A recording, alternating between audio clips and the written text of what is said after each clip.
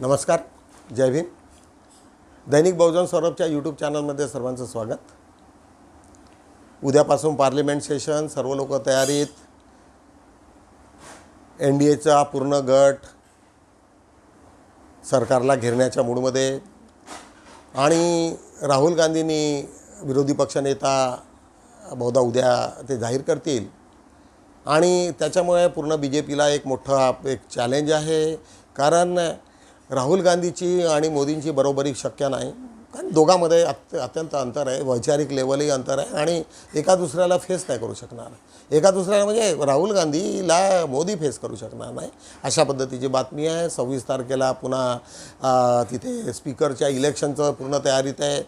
कालचा अत्यंत मार्मिक एक व्हिडिओ होता. राहुल गांधींनी सांगितलं की सध्या मोदीचं लक्ष तुमच्या पेपरफुटीत ज्या पद्धतीने जेवढे सर्व प्रकार घडलेले आहे याच्यावरती लक्ष नाही. लोकांच्या युवकांच्याबद्दल परीक्षेच्या बाबतीत ते सिरियस नाही, त्यांना फक्त सभापतीपदातच त्याला जास्त इंटरेस्ट आहे, अशा पद्धतीचे ते भाष्य होतं. अत्यंत मार्मिक होतं. या सर्व गोष्टी आम्ही तुम्हाला दाखवणार आहोत. यापूर्वी पुन्हा काल एक काँग्रेसची एक बैठक झाली, ज्यात वयनाडमध्ये जिथे आपले राहुल गांधी वायनाडमधनं जिंकून आले होते, ती जागा प्रियंका गांधीसाठी सोडलेली आहे. आणि प्रेस कॉन्फरन्सच्या सर्वांनी त्यांना विचारलं की का सोडली वगैरे. त्यांनी सांगितलं की कुठेतरी एक सोडायचीच आहे, ती कायद्यात बंधनकारक आहे, त्याच्या ठिकाणी आम्ही प्रियंका गांधीला देत आहोत. त्याच्यामुळे सर्व उत्साहाचं वातावरण निर्माण झालं आणि निश्चितच ती पण निवडून येईल. सर्वांच्या मते, इव्हन माझ्याही मते असं मला वाटतं की Priyanka Gandhi is better than Rahul Gandhi. कारण तिला ज्या पद्धतीचं प्रेझेंटेशन, फास्ट आणि लँग्वेजवरती जी पकड आहे ती मला वाटतं राहुलपेक्षा जास्त, मला वाटते मी त्याला रेटिंग देईल. आणि तिची जी मॅच्युरिटी लेवल आहे ती निश्चितच हाई आहे, व्हेरी हाय आहे.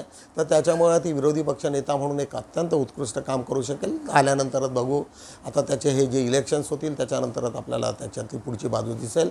एक छोटीशी क्लिप आहे, त्याच्यामध्ये आता सध्याचं वातावरण जे NDAच्या अलायन्स ग्रुपमध्ये BJPच्या ह्याच्यामध्ये ज्या घमासाम सुरू आहे त्याच्यावरची एक दाखवणारी छोटीशी क्लिप आम्ही तुम्हाला दाखवत आहे.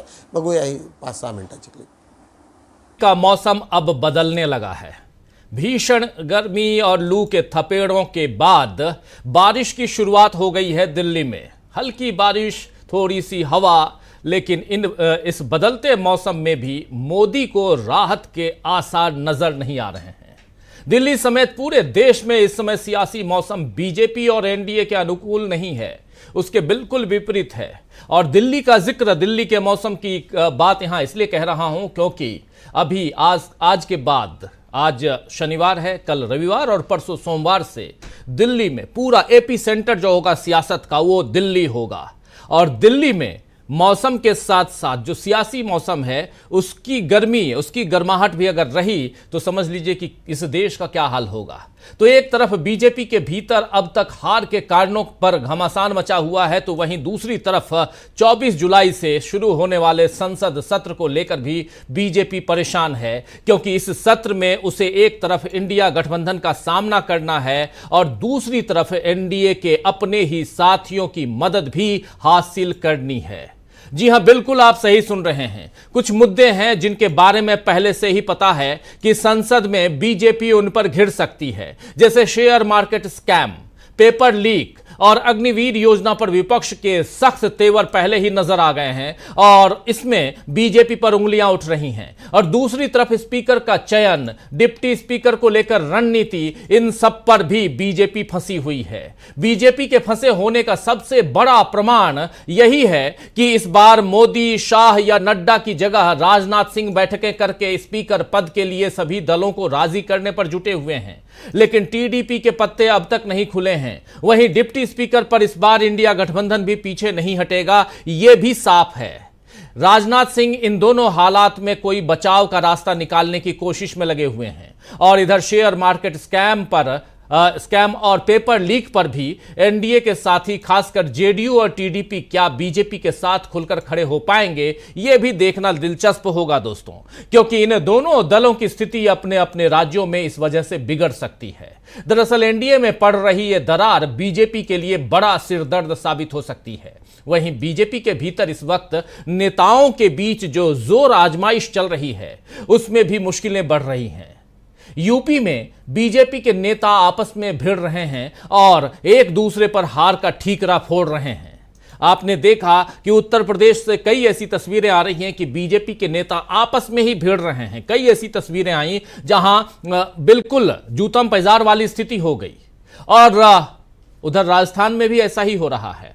उधर महाराष्ट्र में वहां भी ऐसा ही कुछ हाल है। लेकिन महाराष्ट्र में एकनाथ शिंदे और अजित पवार को साथ लेकर चलना बहुत मुश्किल हो रहा है। अभी शिंदे गुट के नेता रामदास कदम ने बताया है कि लोकसभा चुनाव में टिकट बंटवारे में देरी और बीजेपी की वजह से कम सीटें आई हैं और अब आने वाला जो विधानसभा चुनाव है उसमें शिंदे गुट 100 सीटों की मांग कर रहा है। अगर 100 सीटें नहीं दिए तो फिर हम आपके साथ नहीं लड़ेंगे चुनाव। ये बात कहीं ना कहीं पहुंचाई जा रही है शिंदे गुट की तरफ से, शिवसेना शिंदे गुट की तरफ से बीजेपी के सामने रखी जा रही है, शर्त रखी जा रही है। और इसके साथ ही अजित पवार की एनसीपी से भी नाराजगी दिख रही है। अजित पवार की जो एनसीपी है उसकी नाराजगी जो है वो बीजेपी से दिख रही है और उसकी नाराजगी शिंदे गुट से भी दिख रही है। महाराष्ट्र के ये हालात बीजेपी और महायुति के लिए, जो महायुति की सरकार कहते हैं, उसके लिए अच्छे नहीं हैं, ये साफ नजर आता है। जबकि महाविकास आघाड़ी यानी जिसमें एनसीपी है, कांग्रेस है और शिवसेना उद्धव गुट है,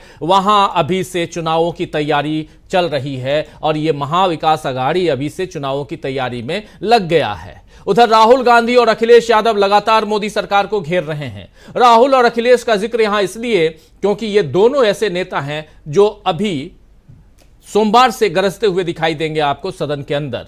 और एपी सेंटर अगर विपक्ष का कोई है तो वो राहुल गांधी हैं। लेकिन थोड़ा आगे बढ़ें और चूंकि कहा जाता है कि दिल्ली की कुर्सी जो है वहां तक पहुंचने के लिए उत्तर प्रदेश से दरवाजा खुलता है, तो उत्तर प्रदेश के सबसे बड़े नेता आज की तारीख में अखिलेश यादव हैं। इस लोकसभा चुनाव के बाद पहले नंबर की पार्टी, उस लिहाज से अखिलेश यादव भी लगातार घेर रहे हैं नरेंद्र मोदी को। आज अखिलेश यादव ने ट्वीट में लिखा है, क्या कुछ लिखा है एक ट्वीट करके जरा वो आपके सामने लाना चाहता हूं। अखिलेश यादव लिख रहे हैं कि चुनाव में पराजय के बाद, जी हां सुनिए, चुनाव में पराजय के बाद जिस तरह उत्तर प्रदेश में कन्नौज, फिरोजाबाद और अलीगढ़ में प्रशासनिक विफलता की वजह से हत्या और फसाद हुआ है वो निंदनीय है। भाजपा सरकार किस वजह से ऐसे उत्पीड़न पर उतारू है इसे जनता समझती है। दिल्ली लखनऊ की लड़ाई में, जी हां ये सुन लीजिए, दिल्ली और लखनऊ की लड़ाई में उत्तर प्रदेश की जनता क्यों पिसे।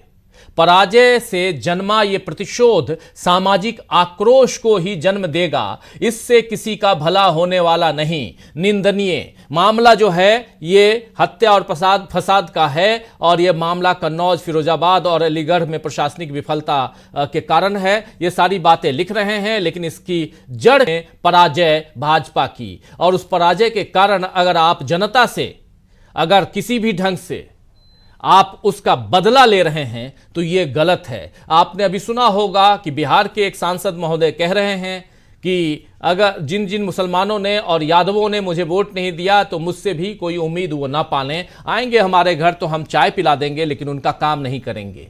ये क्या कहलाता है? क्या एक जनप्रतिनिधि इस लोकतंत्र में आपको कोई वोट दिया हो या ना दिया हो, लेकिन आप उन वोटर्स के प्रतिनिधि नहीं हैं बल्कि आप उस क्षेत्र के प्रतिनिधि हैं, ये बात और ये कस्में खाते हैं आप संसद की टेहरी पर पहुंचने से पहले ये कसम खा के वहां तक पहुंचते हैं और संसद के टेहरी पे अंदर जाने के बाद भी परसों कसम खाएंगे आप। प्रोटेम स्पीकर फिर से आपको कसम खिलवाएंगे कि जो भी करूंगा वो मर्यादा के अंदर रहकर करूंगा। और मर्यादा क्या है? वो ये है कि जो संविधान है उसकी मर्यादा, ये संविधान है दोस्तों, ये संविधान देखिए, भारत का संविधान। इस भारत के संविधान को समझने की जरूरत है। इस भारत के संविधान के दम पर ही ये चुनाव जो है वो लड़ा गया। यही भारत का संविधान है और इस संविधान की मर्यादा का पालन करना बहुत जरूरी है। नेहमीप्रमाणे बुद्धा या सिरियलमधनं एक छोटीशी तुम्हाला एक क्लिप दाखवणार आहोत। त्या क्लिपमध्ये राजा बिंबिसार, तुम्हाला माहिती आहे की राजा बिंबिसार आणि त्यांची सर्वात पहिले भेट झाली होती सिद्धार्थाच्या लग्नाच्या वेळेस। तेव्हापासून त्यांच्या मनावरती एक वेगळं हे होतं आणि त्यांचं एक वेगळं इम्प्रेशन होतं. नंतर पुन्हा त्यांची भेट झाली, 2-3दा आम्ही तुम्हाला त्याचे व्हिडिओज दाखवलेले आहेत, मध्ये कुठे कधी भेट झाली. परंतु आता बुद्धत्व प्राप्त झाल्यानंतर ते म्हणतात की सिद्धार्थ, आणि ज्यावेळेस ते राजा उठून येतात बिंबिसार आणि त्याच्या दर्शनाला येतात, त्यावेळेस त्यांना बडं आश्चर्य वाटतं. आणि बुद्ध म्हणतो की तुमची जे मी कमिटमेंट होतं की मी बुद्धत्व प्राप्त झाल्याबरोबर निश्चित तुम्हाला भेटायला येईल, आणि म्हणून मी आलेलो आहे.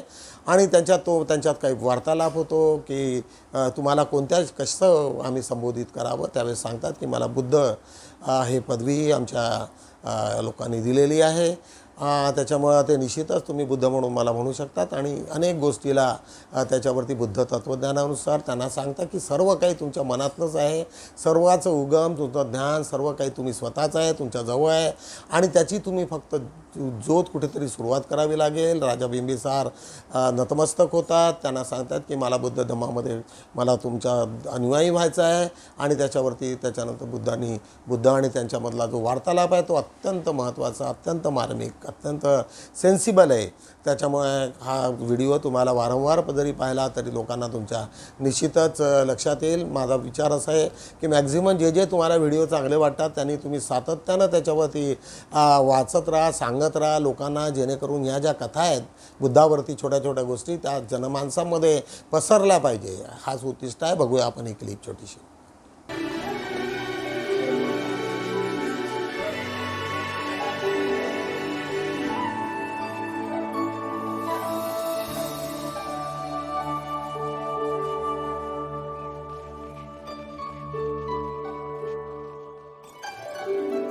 महाराज, आपके स्वागत के लिए वे स्वयं नहीं आए। इतना अभिमान।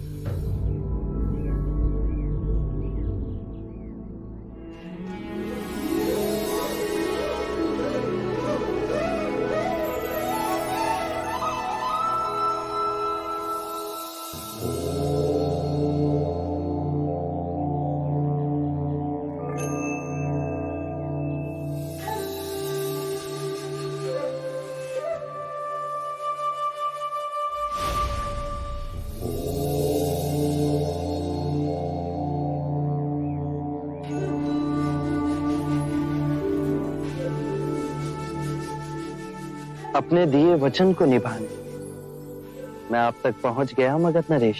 मैं जानता था आप अपना वचन कभी ना तोड़ेंगे, किंतु अब आप वो रहे ही नहीं। कौन हो आप? उरुवेला के बच्चों ने मुझे नया संबोधन दिया, बुद्ध।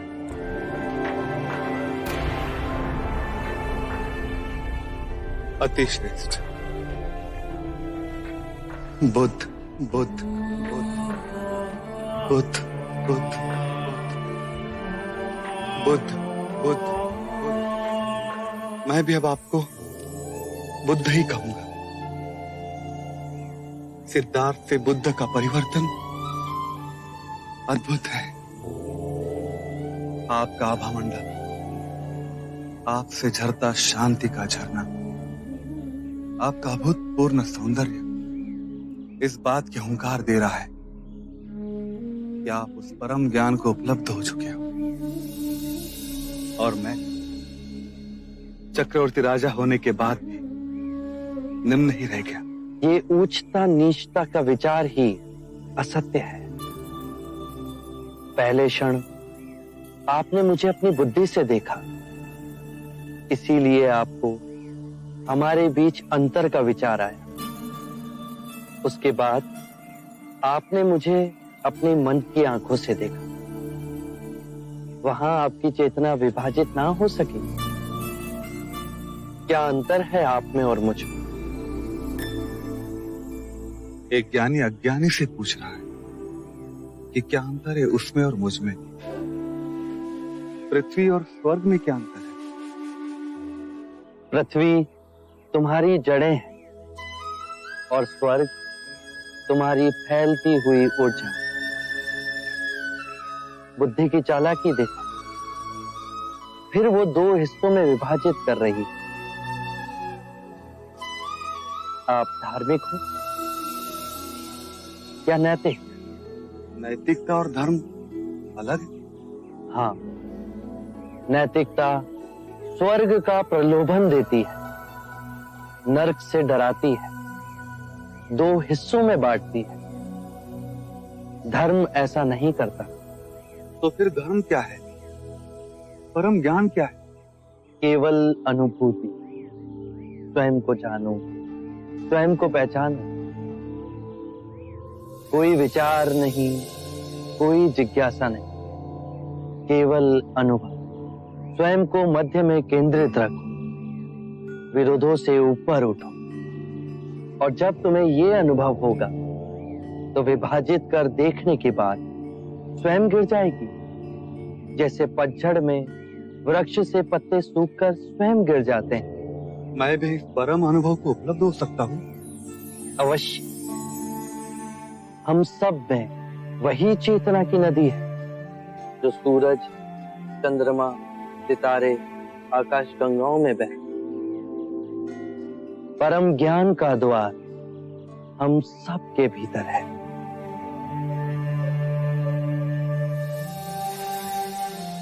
आप मुझे अपना अनुयायी बनाएंगे? अवश्य।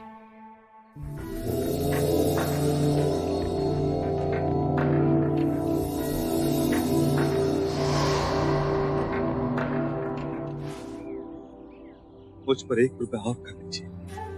आने वाली पूर्णिमा आप और आपके सारे भिक्षुक मेरे साथ भोजन के लिए सादर आमंत्रित हैं।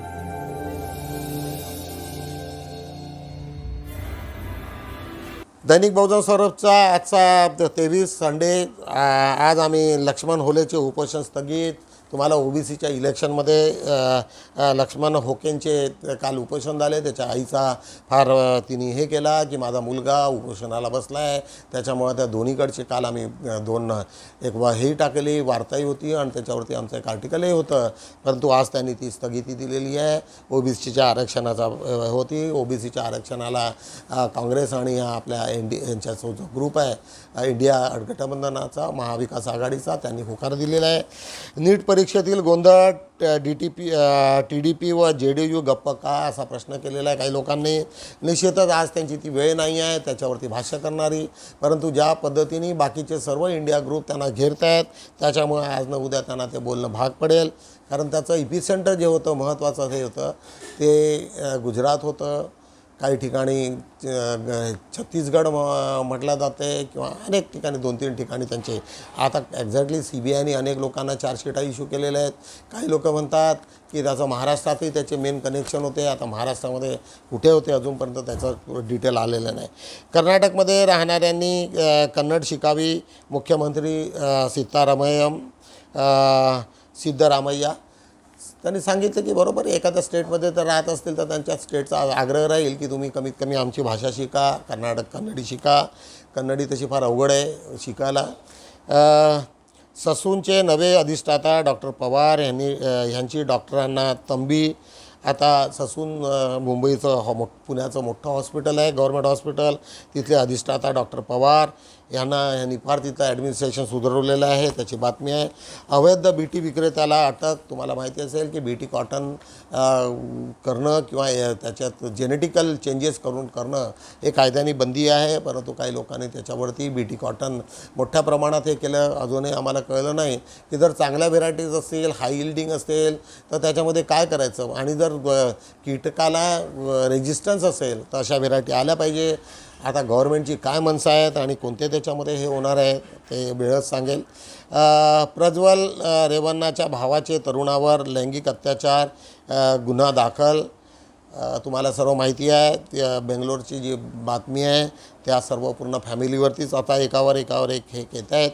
नांदेडमध्ये काँग्रेसची अशी ही मोहीम। नांदेडमध्ये यावेळेस तुम्हाला माहिती आहे की चव्हाण फॅमिली, अशोक चव्हाण BJPमध्ये गेल्यामुळे तिथे फार मोठ्या प्रमाणात हानी झाली आणि ते गेल्यामुळे तिथे BJPचे जे लोक होते ते काम करायला त्यांनी थांबले आणि त्याच्यामुळे तिथे पराभूत झाल्याची बातमी आहे। तिथे नवीन एक काँग्रेस आपला उपक्रम सुरू करत आहे। उशिरा येऊन लवकर घरी जाणाऱ्या कर्मचाऱ्यांना केंद्र सरकारचा दणका। जे लोक कामचोरपणा करत असतील, उशिरा येत असतील, लवकर जात असतील तर ते आता सर्व सॅटेलाईट आणि लिंक ह्या सर्व झालेल्या आहेत। CCTV आहेत दिल्लीच्या कुठल्याही हेडक्वार्टरमध्ये कोण कर्मचारी किती वाजता आला, किती वाजता गेला, याची सर्व नोंद होईल आणि अशावरती फार जबरदस्त कारवाई करता येणार. 5-4 वरती बघूया आपण. PSBS कॉलेजतर्फे गुणवंत विद्यार्थ्यांचा सत्कार. सर्व शाळांमध्ये ज्या पद्धतीने निकाल लागले त्याच्यामुळं निश्चितच पोरांचा सत्कार झाला की बाकीच्या पोरांना त्याचा उत्साह होतो. खासदार कार्यालयांचा घेतला ताबा. यशोमती ठाकूर, चंद्रकांत पाटील. अमरावतीची बातमी आहे. तिथल्या खासदारकीचा जो काही ऑफिस होतं त्याच्यावरती त्यांनी ताबा घेतलेला आहे आता. महाराष्ट्र अनीस शाखेची आवश्यकता का, रामभाऊ डोंगरे यांचं आहे. महाराष्ट्र अंधश्रद्धा निर्मूलनाची काय गरज आहे याच्यावरती रामभाऊ डोंगरेंचं एक चांगलंसं एक वक्तव्य आहे. नागपूरची बातमी आहे. त्याच्याच खाली ऊर्जा मंत्र्याच्या जिल्ह्यातच स्मार्ट मीटर विरोधी आंदोलन तीव्र होणार. उद्या ठरणार पुढची दिशा. तुम्हा सर्व लोकांना माहिती आहे की स्मार्ट मीटरमुळे त्यांनी तुम्हाला कंप्लिटली आपले मीटर पुन्हा जातील. त्याच्यामध्ये अडाणीचा मोठा हात आहे आणि त्याच्यामुळे अनेक लोकांनी त्याला तीव्र निषेध केलेला आहे. त्याला आंदोलन करण्याची धमकी दिलेली आहे. आज त्याच्या शेजारी बदलत्या नदी प्रणालीस कारणीभूत ठरत आहे भौतिकवादी मानवी जीवनशैली. कन्हा नदी शोध यात्रेत वेध जमू घेत आहेत अनुभव.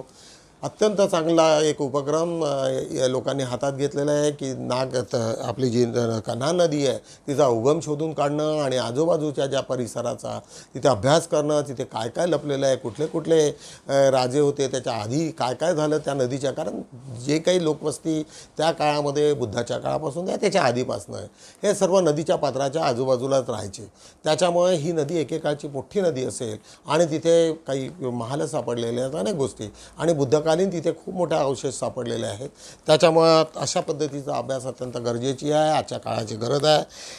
आज बघूया महत्त्वाचे डॉक्टर बाबासाहेब आंबेडकर विचार मंचचे शिष्यवृत्तीबाबत निवेदन. ज्या कोणाला शिष्यवृत्ती, जे 10वी-12वीचे विद्यार्थी असतील किंवा ग्रॅज्युएट झालेले असतील तशा कोणत्या त्यांच्यात स्कॉलरशिपची हे आहे तरतुदी आहेत त्याच्यावरती मार्गदर्शन आज होणार आहे. आज पुन्हा राज्यस्तरीय कराटे स्पर्धेत किंग स्पोर्ट्स अकॅडमीचे विद्यार्थी चमकले. नागपूरची बातमी आहे. बुद्धाच्या शांतीचा संदेश जगाने स्वीकारावा. यशवंत तेलंग. मेत्ता शांती यात्रा बुद्धगया विहार येथे समारोप झाला. टेक ऑफ सिटी साई मंदिर वसाहतीत आंतरराष्ट्रीय योग दिवस साजरा झाला. ती बातमी आज आम्ही दिलेली आहे. ओबीसी जनमोर्चा जिल्हाध्यक्षपदी अशोक मोहुर्ले तर सचिवपदी इंजिनियर संतोष झेंडे हे यांची नियुक्ती झालेली आहे. प्राध्यापक लक्ष्मण हाकेच्या उपोषणाला समर्थनार्थ ओबीसी नेत्यांची भेट. नागपूरची बातमी आहे. चंद्रपूर यात्रेसाठी रेल्वे सोडा काँग्रेसचे निवेदन. ऑनलाईन चित्र प्रश्नोत्तरी प्रतियोगिता आयोजित केलेली आहे. आज बघूया 5-2 वरती. आज रविवार असल्यामुळे आज आमचा अग्रलेख नसतो. आजच्या ठिकाणी आमचे मित्र अशोक सरसबोधी हे यांचा एक लेख आहे. आता जुन्या पत्राळ्या उचलणे सोडून विधानसभेसाठी लढा. आतापर्यंत तुम्ही जे काही केलं आणि जी तुमची शक्ती दाखवली, तुम्ही काँग्रेसला मोठ्या प्रमाणामध्ये साथ दिली, आता तुम्ही त्याच्यामध्ये सहभागी होण्याची आता वेळ आलेली आहे. अशा पद्धतीचा उल्लेख करणारा हा लेख अशोक बोधी यांचा आहे. बहुजनाच्या आरक्षणाचे जनक फुले शाहू आंबेडकर. तुम्हा सर्व लोकांना माहिती आहे की फुले शाहू आंबेडकरांमुळेच आज जे आरक्षण आहे आणि तेच त्याचे उगमस्थान आहे. आज त्याच्यावरती सुरेंद्र बुजाडे यांचा हा लेख. आमचे डायरेक्टर आहेत सुरेंद्र बुजाडे, अत्यंत चांगलं लिहितात. ऋतुकळा नैसर्गिक जीवनातील बदलाचे गीतशिल्प. आज याच्यावरती दिनेश कोटांगळे यांच्या कविताचा एक मोठा संग्रह आहे ऋतुकाळा म्हणून. आज मनुस्मृती पुराणे आणि देवळे याच्यावरती एक सुंदरसा लेख आहे. प्रबोधनकार ठाकरेंनी जे काही त्याच्यावरती वर्णन केलेलं होतं त्याबद्दलची एक माहिती असणारा चांगला लेख तुम्हाला निश्चितच आनंद होईल. कारण प्रबोधनकार ठाकरे उद्धव ठाकरेचे आजोबा ते आंबेडकरांचे अत्यंत डॉक्टर बाबासाहेबांचे अत्यंत घनिष्ठ होते आणि त्यांनी जे काही लिहिलेलं आहे ते अत्यंत महत्त्वाचं आहे. मला काही सांगायचे आहे अशा पद्धतीचा आज लेख अनेक लोकांनी जे काही आमच्या बहुजन सरोवरमध्ये सहभाग केला लेखाच्या रूपाने वेगवेगळ्या पद्धतीने त्यांच्यावरती आज आमचे मित्र विलास गजभिये यांनी सविस्तर खुलासा केलेला आहे. त्या लोकांचे अभिनंदन केलेले आहे. आज काव्य फुले म्हणून आजचा संडेचा दिवस असल्यामुळे आज आमचे मित्र भीमराव असतात यांचा गायकवाड, भीमराव गायकवाड. याच्यात महत्त्वाच्या बाबा तुझ्या निळ्या नगरीत एक सुधाकर आटे यांची कविता आहे, एक पैसा म्हणून आहे रुपाली निखारेची. नंतर बुद्धाशी थोडे बोलावेसे वाटते म्हणून प्राध्यापक विनायक तुमराज. नंतर पेन्शनर डे म्हणून एक आहे, एक राष्ट्रपाल कांबळे यांचा. क्रांतिकारक महात्मा ज्योतिबा फुले यांची कविता ऋतुजा अहिरे यांची. आणि एक दिवस बापाचा प्रतिभा सहारे अशा पद्धतीचा काव्यसंग्रह आज आमचा संडेचा आहे. लोकभक्ती गीताचा बादशहा प्रल्हाद शिंदे, तुम्हा सर्व लोकांना माहिती आहे, अनेक त्यांनी काव्य लिहिलेलं आहे, अनेक चांगलंही लिहिलेलं आहे. आंबेडकरी समाजामध्ये मोठ्या प्रमाणामध्ये गीतरूपाने बाबासाहेबांचे विचार पसरवण्याचं काम त्यांनी केलेलं आहे. त्यांना संबोधून हा लेख. सामाजिक अस्तित्वाचा संघर्ष विद्रोहाचा अग्निजवाळ आज संदीप गायकवाड यांचा हा लेख अत्यंत महत्त्वाचा आहे. इलेक्शनशी संबंधित सामाजिक अस्तित्वाचा संघर्ष, तुम्हाला अस्तित्व होतं म्हणूनच आज तुम्ही एवढं मोठं RSS आणि BJPचं प्रस्थ तुम्ही उकडून फेकलं. त्याच्यात हा तुमच्या सर्व लोकांचा हा विजय आहे, बाबासाहेबांचा विजय आहे आणि निश्चितच त्याचे परिणाम तुम्हाला चांगलेच येतील. अशा रीतीने आम्ही दैनिक बहुजन स्वरूपच्या 4 पानाचा आढावा घेतलेला आहे. निश्चितच तुम्हाला विनंती करेल की हा पेपर तुम्ही जास्तीत जास्त लोकांना लाईक करा, फॉरवर्ड करा, छोट्या मोठ्या जाहिराती द्या आणि हा पेपर जास्तीत जास्त दिवस कसा टिकेल. आणि आता मला एक आनंदाची बाब तुम्हाला सांगायची वाटेल की 81,000 आमचे व्ह्यूवर्स आहेत. मोठ्या प्रमाणामध्ये हा पेपर वाचला जातो यूट्यूबमध्ये. आता त्याचं पुन्हा आम्ही एक्सपान्शन करणार आहोत. लवकरच आमचा स्टुडिओ 1-2 दिवसात सुरू होईल. त्याच्यानंतर आम्ही दिवसभरात आम्ही काहीतरी वेगवेगळे प्रोग्राम करण्याचा आमचा मानस आहे. बघूया पुढे काय काही असेल. भेटूया आपण उद्या. तोपर्यंत जय भीम.